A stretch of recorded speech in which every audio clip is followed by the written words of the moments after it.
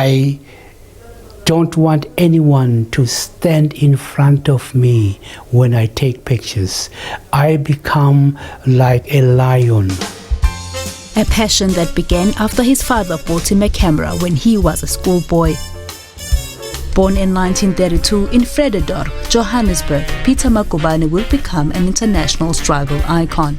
Growing up in Sophiatown, he would use his camera as a voice to oppose the apartheid government, capturing the everyday experiences and struggles of his black South Africans.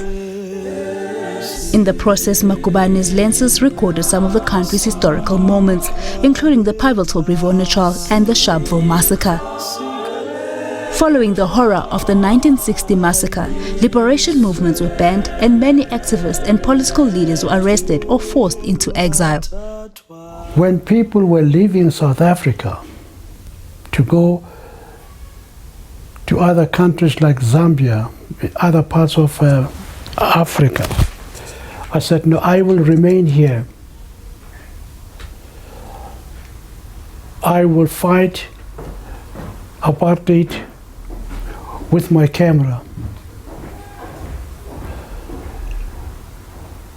I know the pictures will go all over the world, and the world will see how South Africa operates.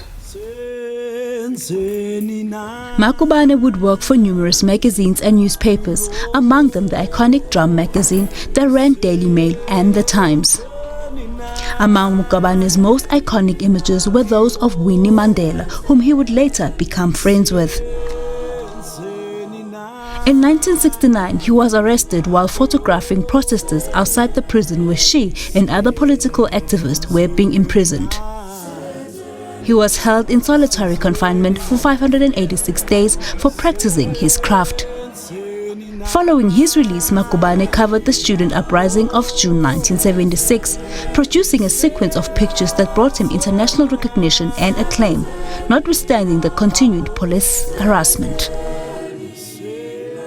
Even though at one point in Tembisa they shot me 17 times with buckshots,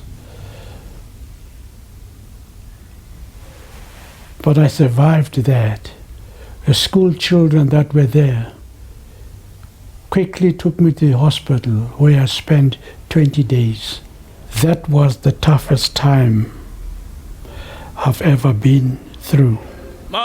Following Nelson Mandela's release in 1990, Magubane will be selected to become his official photographer, a responsibility he held until the 1994 historical democratic elections.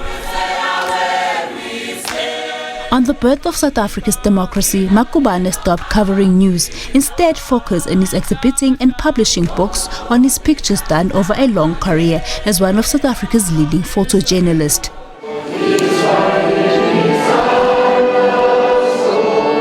In recognition of his contribution, Magubane received a number of honorary doctorates as well as winning several awards abroad and here at home.